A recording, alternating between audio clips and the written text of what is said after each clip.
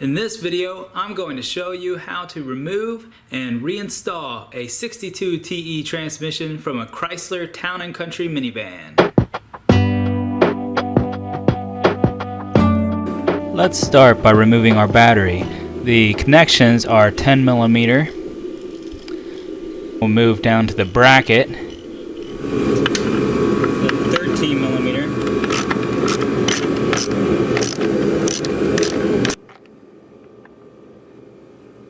And then we'll pull it from the vehicle. Now we need to remove the battery tray. There's going to be a bolt at the back of the battery tray, then another one at the side, and then a third one at the very front. You'll need to remove a plastic clip from the front, which is holding a big thing of electrical wires, and then one more at the very back. And those just pry off very easily. Then you just remove the tray from the vehicle. Going to get all this plastic out of my way. This cover just pulls up and off.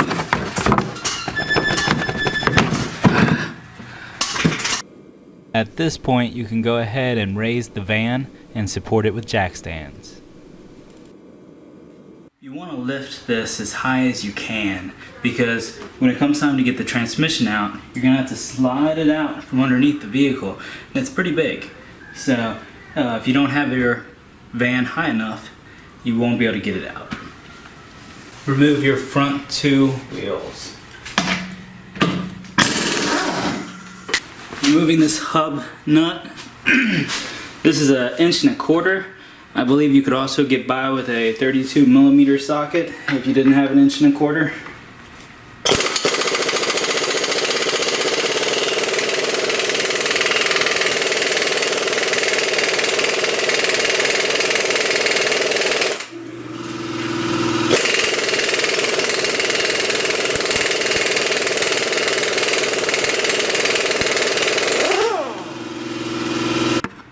Okay, we need to remove this coolant reservoir hose here on this side of the van. I believe this just pulls off.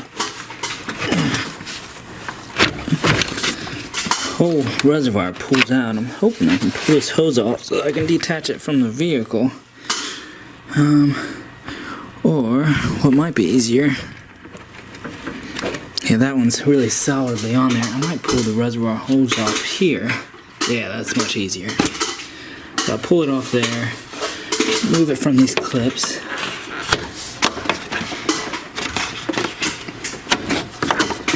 And now, I'm just going to pull this up and out. Let's see. Just getting it around all of these hoses.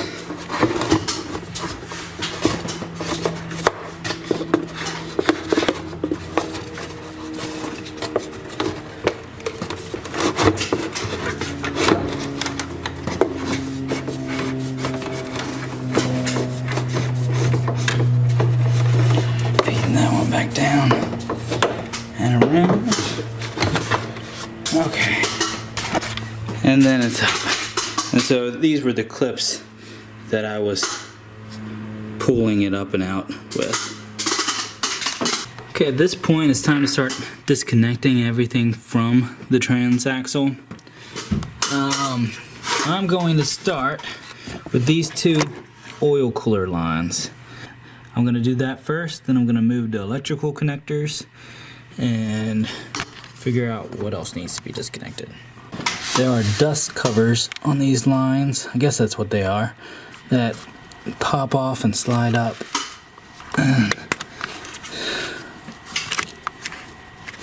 That way you can get a line wrench on there. Decided to go ahead and remove this electrical connector here. The one that's right, I guess that doesn't do me much good. But anyway, I removed that electrical connector from that sensor. I don't have a line wrench big enough to fit these, so, but it's 19 millimeter. Broke loose.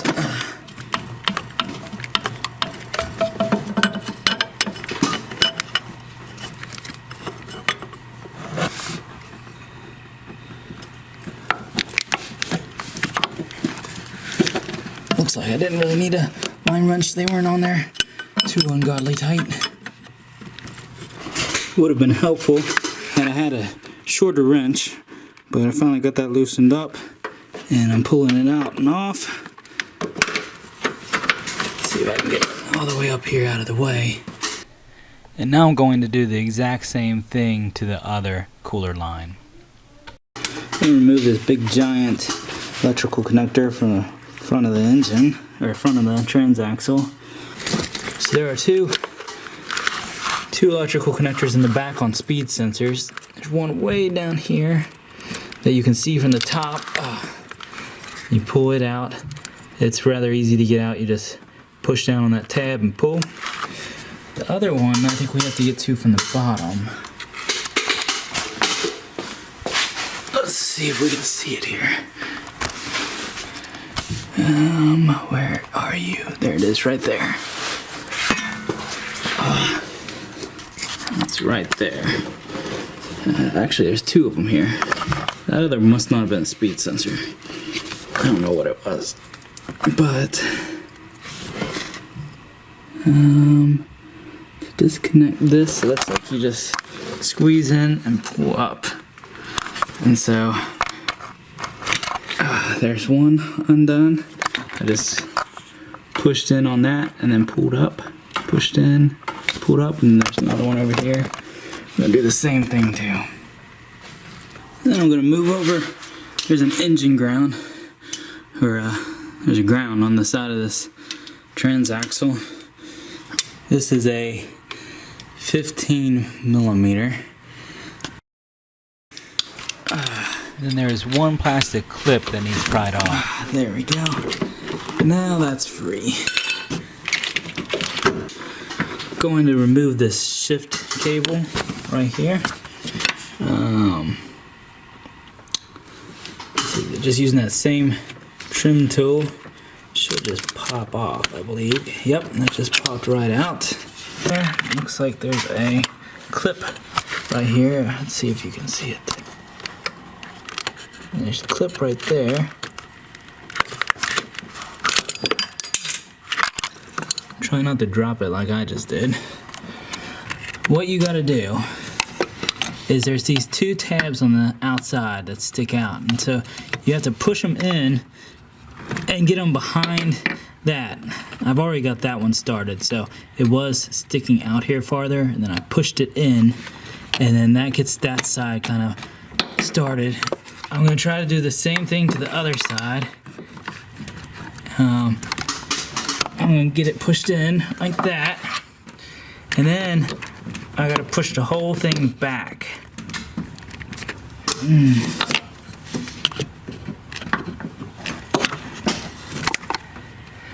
Once it's back, I just pull up on it and it's out. Okay, right down here underneath this wire is a bracket holding this line to the transaxle. So we need to remove that.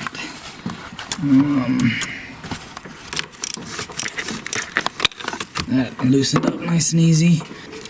I'm not going to videotape this one, but I believe there's one more electrical connector that needs to come off. This is back kind of behind the engine.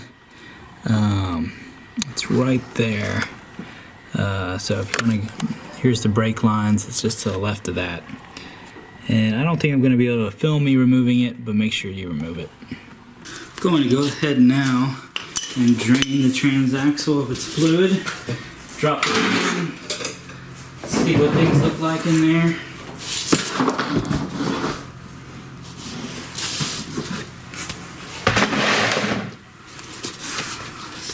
There is no drain plug, so I'm just going to loosen this pan up all the way around.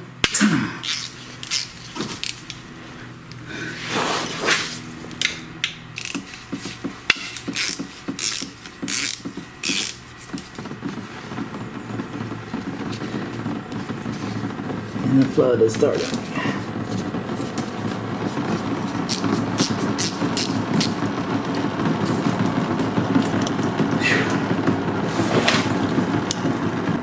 So I'm going to let that drain, and then once this all drains out, Then I'll loosen up those other two front bolts farther, and the back ones until I can tilt that thing down enough to get most of the fluid out.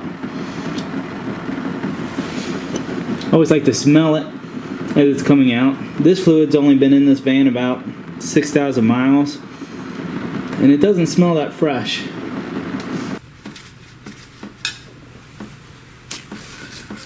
Let's lower the pan. Here's the gasket. So let's see what it looks like in this pan. Does not look bad, but like I said, somebody else changed the fluid in this about 6,000 miles ago. So I'm sure that a lot of bad stuff had been removed. Looks like typical gunk on the magnet. Kind of a lot for the amount of miles it has, 6,000 since its last fluid change. I would expect that if it was a lot more miles than what it has. But other than that, I don't see anything too bad in here. No big chunks, just... Sorry to pause the video, but not only did I film all this, I also have been working my tail off trying to edit it all so that I could upload it to YouTube and help you. So if you haven't already done it, if you can please click that little subscribe button down in the corner. That helps me tremendously and makes everything I'm doing to bring this video to you worthwhile for me. Appreciate it. Thank you. It's time to remove the brake calipers and the disc from both sides. I'm only going to show one side's removal, but it'll be the same on the other side. First thing I'm going to do is just take the cap off this fluid reservoir. Got an extension on. I already removed the bottom bolt and I'm moving on to the top one here. I didn't take that all the way out. I think this whole thing's going to fall when I do it. So let's take the rest of it out by hand here.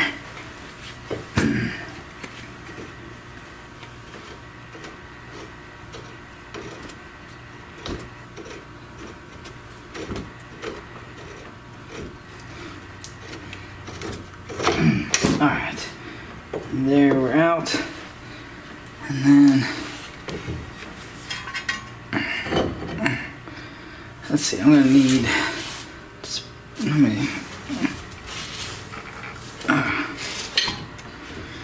I guess that's just gonna stay on there. Get a rope.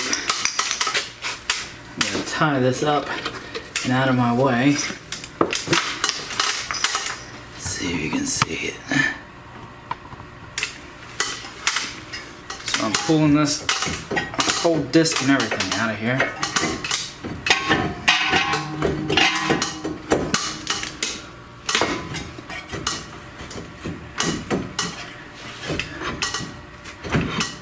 There, oops, there it came off. Okay. Put the disc back on now, or set the disc aside. Okay, that's more like it. So I'm just gonna tie this up and out of the way using this rope. This is a speed sensor wire. I'm just going to pull it up out of its bracket to get it out of the way.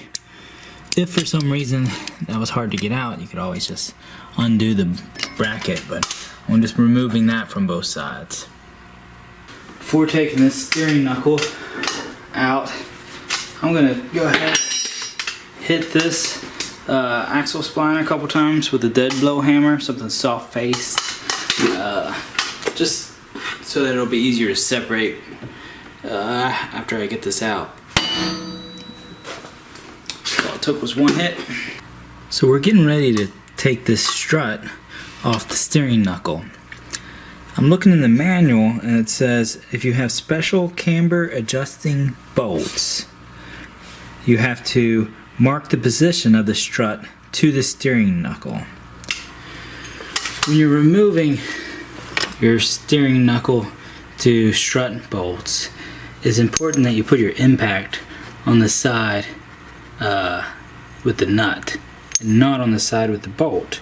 And the reason is because if you look at these bolts, they're serrated and they're not meant to turn. So if you put your impact on this side, you'll strip that serration. The side that stays, that doesn't move, is 21 millimeter over there. Let me find my impact. Also 21 millimeter.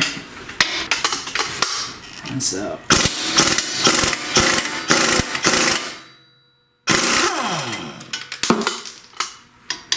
same thing here.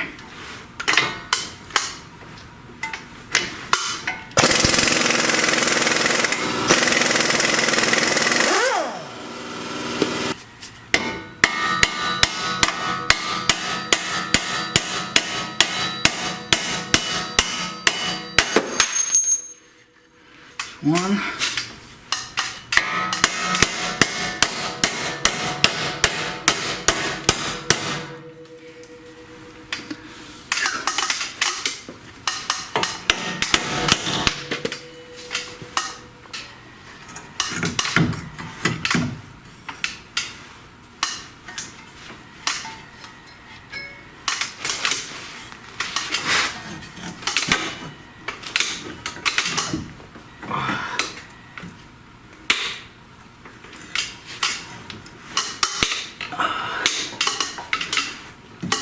Can't quite get this steering knuckle far enough out of the way with it being attached to this tie rod, I believe, is my problem. I'm not sure if you can even see what I'm doing.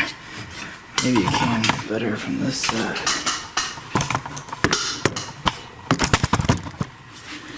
But I'm trying to pull this CV joint, or CV axle, out of the steering knuckle. Oh, there I think.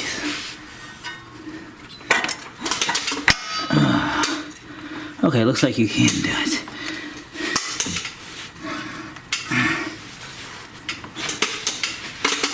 There we go. Okay, so I was able to leave everything hooked up and in alignment. So now I'll do the exact same thing on the other side. Now we're going to remove these CV axles. On the driver's side, what we need to do is pry it off. There's a snap ring inside there that holds it onto its splines, and you have to pop it hard enough to get that snap ring to come out. So I'm going to get under here with some sort of a pry bar, and if you can see right up there, that's where I'm going to stick it, and that's where I'm going to pry. And I'm going to try to use sort of a popping motion. That was a lot easier than I thought it was going to be. Sometimes on other vehicles, those snap rings are hard to get to pop out. That came out really nice.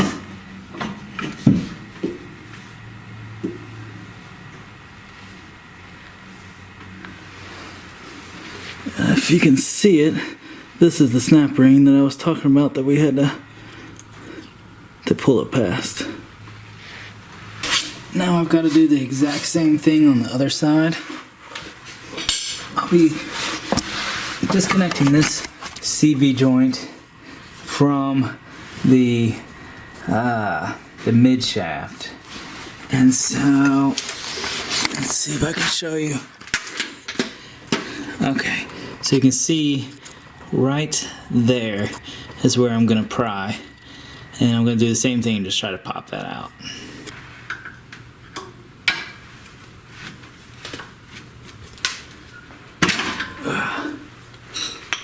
That one came out real nice and easy too. Last vehicle I did was a truck, and it was not so easy to get those shafts out.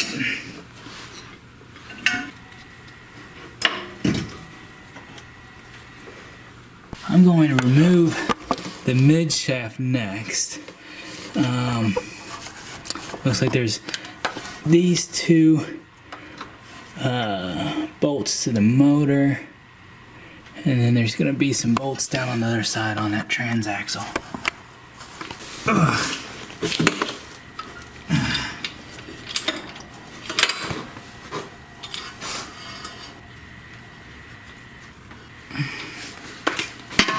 I'm sure you can't see the other one. I can barely see it, but it's just behind there.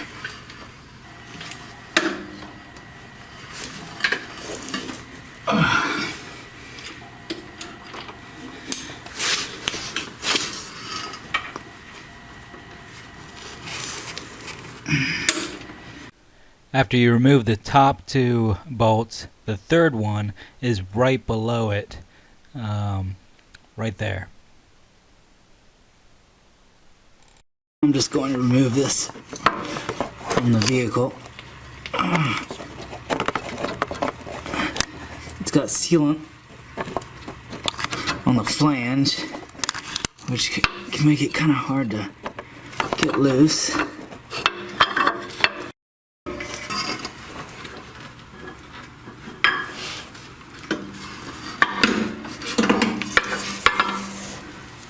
I'm going to go ahead and throw the pan back on the engine loosely, not because it needs to be there, but because as I remove this, I really don't want fluid dripping all over the place, and I have a feeling that as this thing gets turned and tipped and everything, there's just going to be a lot more fluid wanting to come out. Now it's time to put a jack under this transaxle to support it. If I had a nice 2x4 or something, I'd probably sit it here, or a 2x6, just to help support this. But I'm gonna chance it. I think I'll be all right just using the jack. Let's see, I guess I'll put it right there. Trying to see if there's... That should be a pretty decent spot for it. You don't want to put it under the pan, and you don't want to put it too far that away, or else you are going to have a hard time balancing the transmission as you bring it out. Next, we're going to remove this big brace that goes all the way across there. I'm going to start at this big 18mm and then move to those 16mm bolts.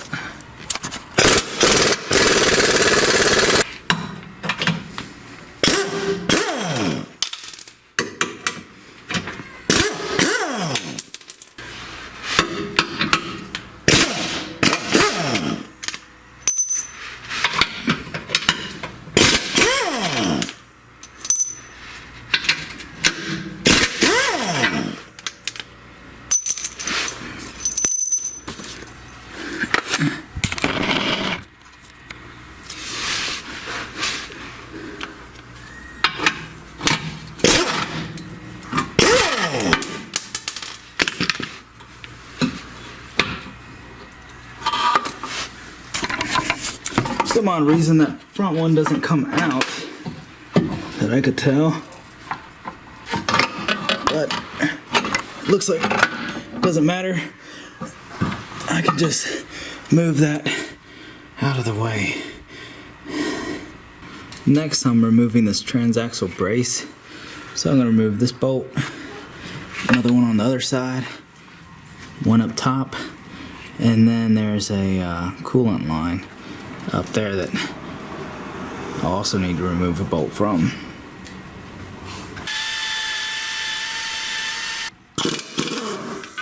Now, working from the top side, there is that coolant line bolt that I had mentioned earlier. See, which is right there. So it's 10mm, and I'm gonna go ahead and remove it. And with that coolant line now loose, it's easier to get to that last bolt, which is right there on top. It's an 18 millimeter.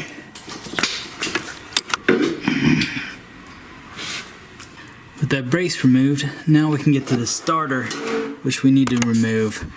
I'm gonna start by taking the battery cable off. Let's do that. This is a 13 millimeter.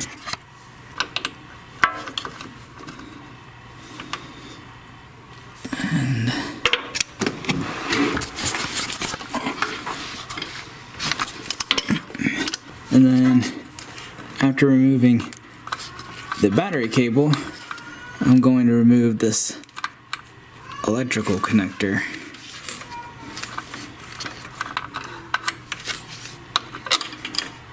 So the battery cable's off. Using an 8 millimeter socket wrench to remove that screw, which is right there from that electrical connector, to detach that from the starter. Working from the top, I'm going to remove this top starter stud,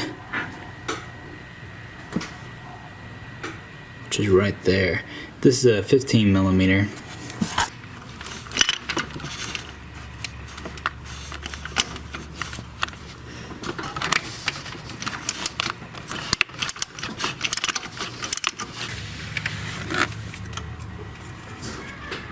Now I'm getting back under the van, and I'm going to remove the bottom bolt from the starter.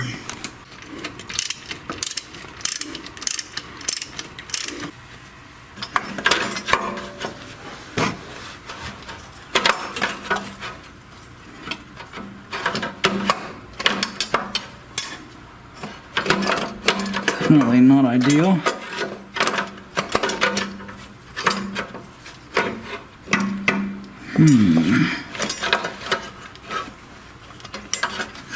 I really don't want to have to undo that oxygen sensor.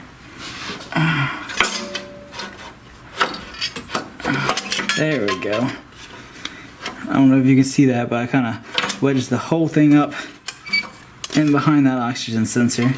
This is a spacer. Make sure you don't lose that. And then here we come. Out and down. Getting ready to remove what I think is the torque converter cover. So I'm going to remove this bolt there, so that I can, and then I'm going to remove this one and that one, and I think that's going to give me access to this cover here.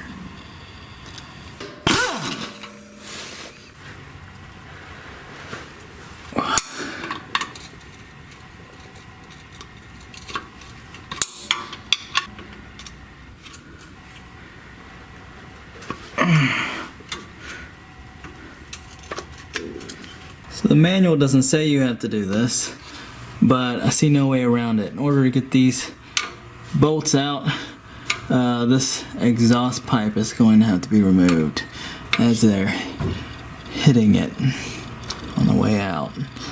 So I'm going to remove right here these two bolts, and then right here these two bolts, and then up in there is two more bolts.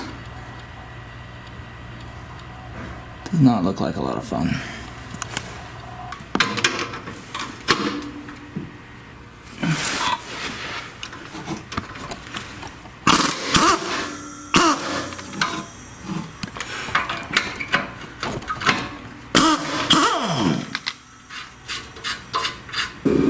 This one's a 13 as well. Had to rig together a couple extensions and a swivel in the center. Hoping this will allow me to get this one off. Just this air ratchet here.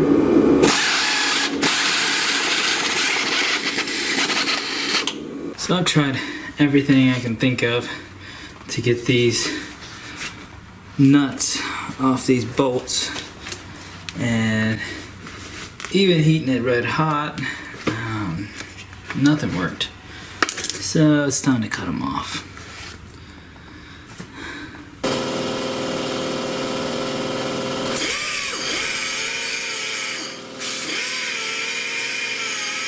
On the back side, cutting this one off with a sawzall because I couldn't get the death wheel to fit up in there.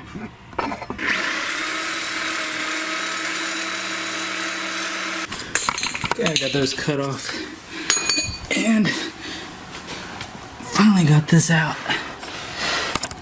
It was very difficult to get out.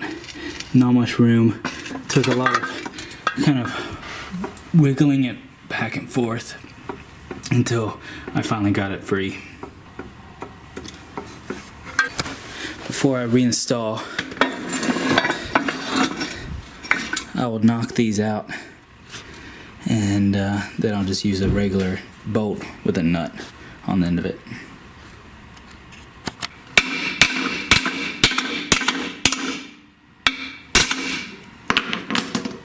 Fixed. The exhaust out of the way, I can now remove these two.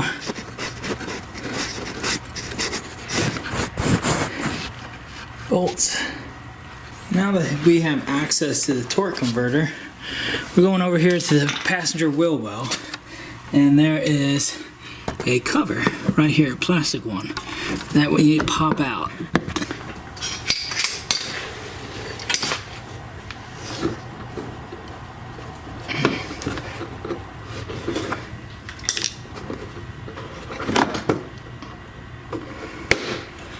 Okay, with that out, right behind it is the crankshaft bolt.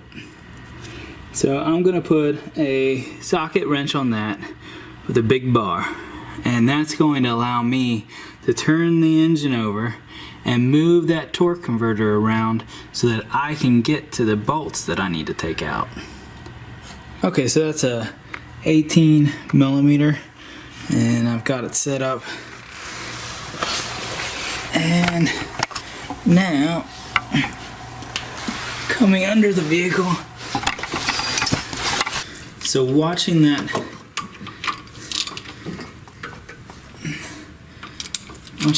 I'm going to start turning it until I can see a bolt.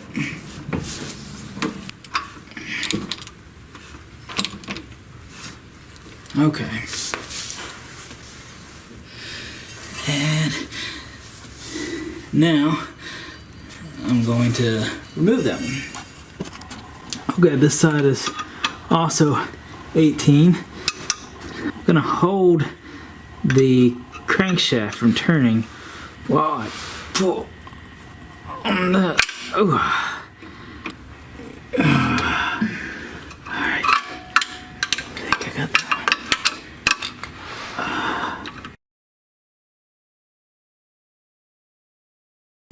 Now we gotta turn this.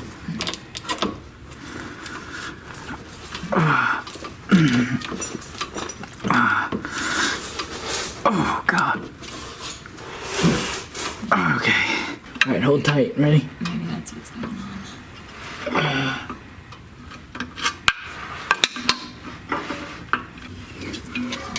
There we go. Press that in so it'll go with the transmission on the way out. Working from the top, I'm going to remove this 18 millimeter bolt and this one on this transaxle mount.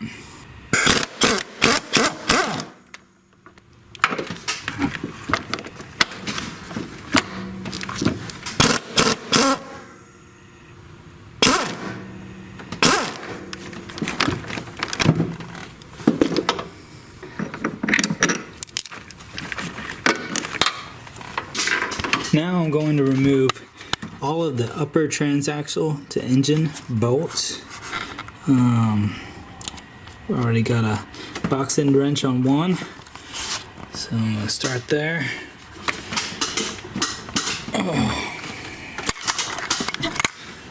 There's another one right behind it, and then another on down there.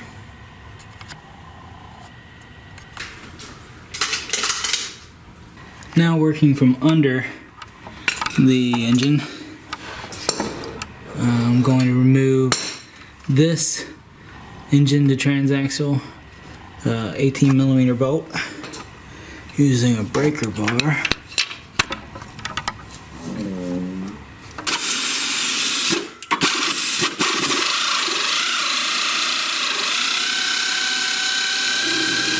Now moving over to the other side.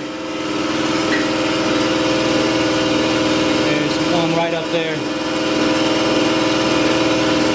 Remove that same way.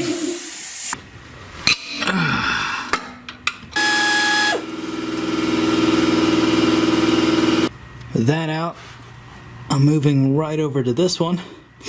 This is attaching the rear mount, rear mount to the transaxle. So we're going to remove this one from the bottom, and then go around and get, I think there's at least 3 more on top. Working from the top, we can see 3, is it 3? Yeah, it looks like 3 more back mount bolts.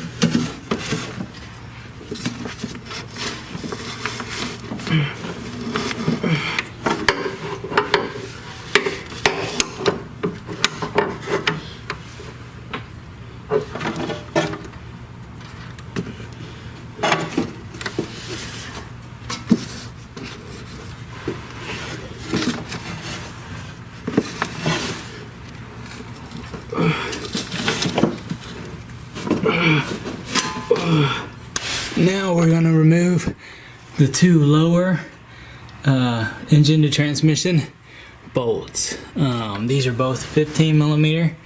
There's the one on that side, and here's the other on the other side.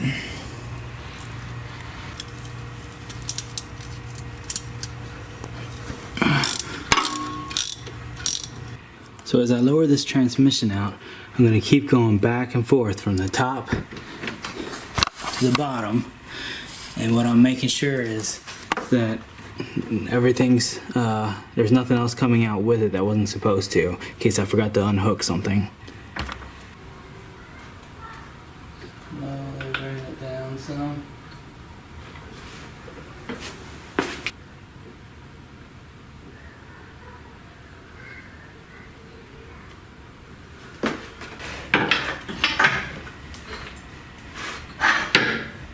That's all.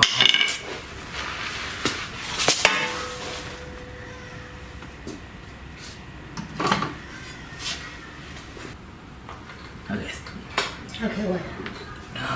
Keep coming over. Don't keep loosening it, just leave it. Okay, we gotta stop. Stop, yeah.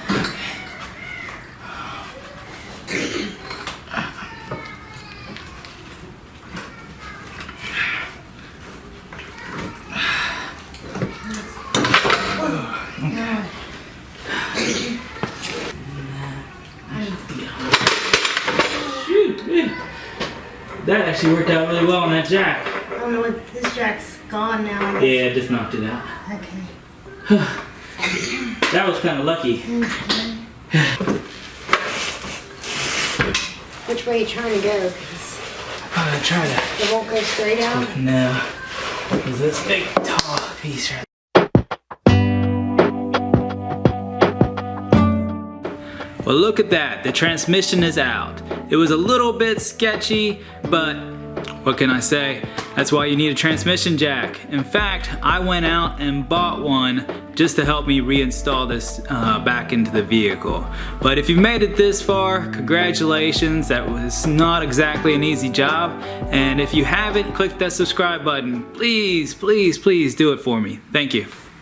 Anytime you replace or rebuild a transmission, you need to replace the torque converter, and you also need to flush out the transmission cooler lines. The reason you flush these out is because there's going to be old contaminated fluid inside them. On this vehicle, these are the lines going to and from the transmission cooler. So to flush these out, the first thing I'm going to do is grab some compressed air. Now, on this vehicle, I don't know which one of these is the inlet and which one is the outlet. But guess what? It doesn't matter. We're gonna flush this both ways. So just randomly, I'm gonna pick this one first. And let me grab just a empty container here. I'm gonna go ahead and stick one line down in there to catch anything I blow out. And then with this one, just put this compressed air on there and whoa, that popped right out of there. Here we go. Let's try this again. So I'm blowing this old fluid out of there. That's gonna be good. Now to actually flush this, I'm going to use a can of TransFlush. You can buy this or a like brand at any auto parts store pretty much. Now, the fitting it comes with on the end does not fit my transmission cooler lines. But what it does happen to fit are air hose fittings. So I'm going to go ahead and thread this air hose fitting on the end of it, and then take just a little bit of rubber hose.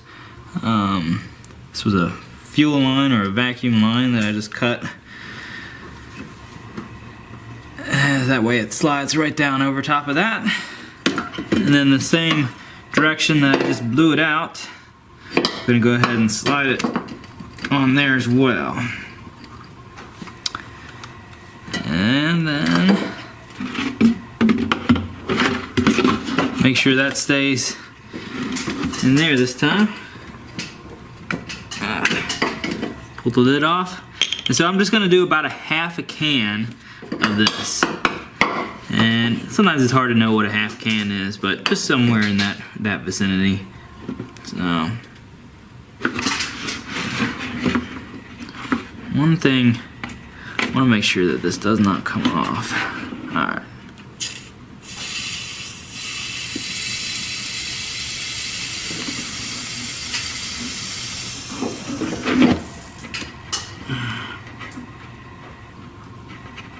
Just kind of getting another angle here so maybe you'll be able to see sort of this filling up.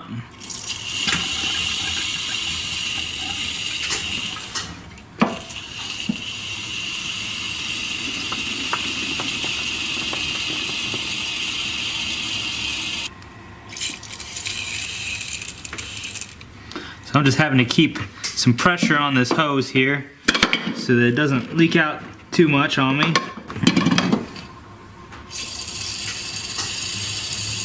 So already when I look down inside here, I can see it's starting to come out clear. So that's a good sign. It started off real dark and dirty, and now it's looking kind of clear. So I can probably switch directions soon.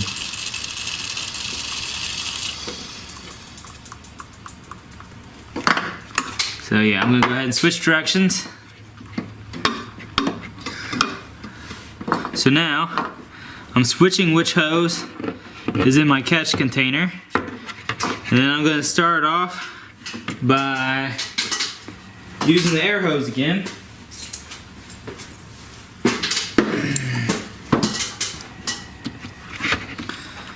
Get that on there.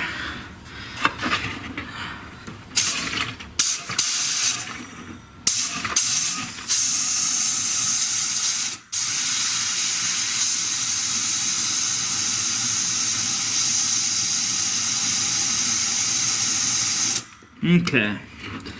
That gets all that nastiness out of there, so I can start fresh on the other side. Hook the can back up to the other side and start flushing until the can's gone.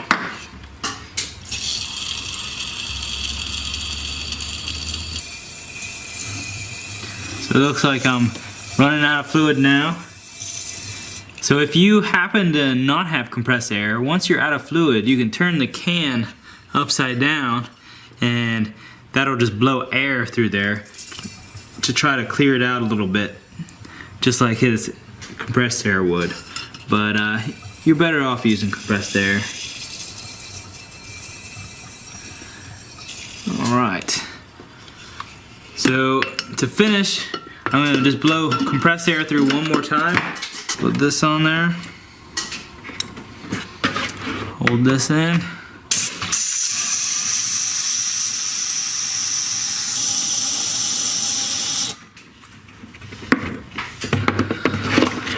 But that's got it all cleaned out. And as you can see, let's tilt the camera a little bit. As you can see how dark this is on the bottom, you did not want that going back into your new or rebuilt transmission. So that's why you definitely always want to flush out those lines. And this is the same material that's going to be in your old torque converter. So that's why you replace that as well. Got my rebuilt transmission now sitting on my transmission jack. Got my rebuilt torque converter here. And I'm going to go ahead and prime it before installing it. The only transmission fluid you want to use in these 62 TEs is ATF plus 4. On a typical transmission, you add about 1 quart of fluid to the torque converter. This torque converter is a little bit smaller than like a TH350 or something like that. So I'm not exactly sure if it's going to hold all of this without making a mess, but I'm just going to keep pouring some in as I can and go from there.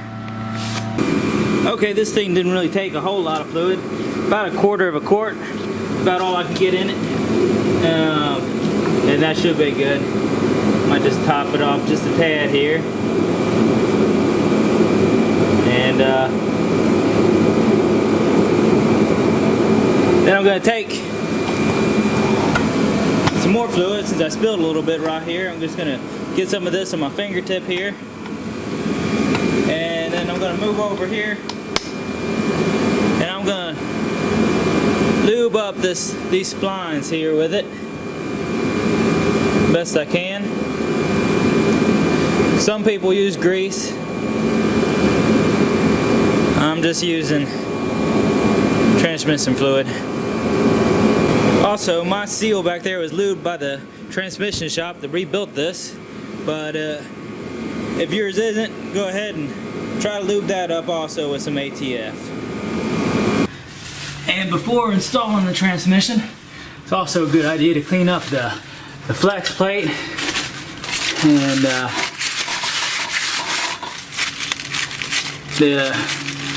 right in here where your transmission's gonna fit. Get these valves nice and cleaned up, and all your mating surfaces. So I'll probably spend a little bit of time off camera cleaning this up better than what I'm doing here, but just get it nice and clean. Also, inspect to make sure you don't have any missing teeth, and that your flex plate isn't cracked or anything like that, and has no oil leaking. With the torque converter primed, make sure it's all clean in here. It is. Pick this thing up. It might get a little messy. I think I might leak out a little bit. We'll see. And install this on there. Okay. So I don't know if you noticed, but it kind of went on there, and then I had to press it again, and that's when it went all the way down. So if it was sitting out here farther, that wouldn't be installed all the way, and you'll do pump damage. So as you can see, this is pressed. This is back here behind this a good inch or so, and then I can turn it, spin it, and it moves freely. So I feel confident that's installed good. One last place to put a little bit of fluid. I like to just dab a little bit on this, because that's going to spin in that hole we cleaned in the flex plate. And so I put a little bit of in here. Now for the hard part, let's start pushing this thing into position. This video is almost an hour long now, so rather than film another hour of me getting this back in the van, let me just kind of break down a few things for you. I'm not gonna lie, it is a bear to fit this big transmission back up into that tiny little van. My biggest recommendation is definitely have a transmission jack. You're going to need to tilt that transmission back and forth to be able to maneuver it past some of the, like where the frame is and over where the flex plate is, and it's just a tight squeeze. And so what you have to do is you kind of tilt it and get it up in there, and then you tilt it back the way you need it to fit it onto those dowel pins. And once you can get it in and flush and onto those dowel pins, basically you're just putting this van back together the same way you took it apart. Don't forget to make sure on the those caster bolts that you took out, make sure where you marked them, make sure you put those back in the right spot, otherwise you're going to need an alignment. But you know, other than that, I think that if you've been able to get that transmission out, you're going to be able to get it back in at this point. So I really appreciate you taking the time watching this video, and I love it when people do their own automotive repairs. So I hope this helps you turn those wrenches, and don't forget to click that subscribe button.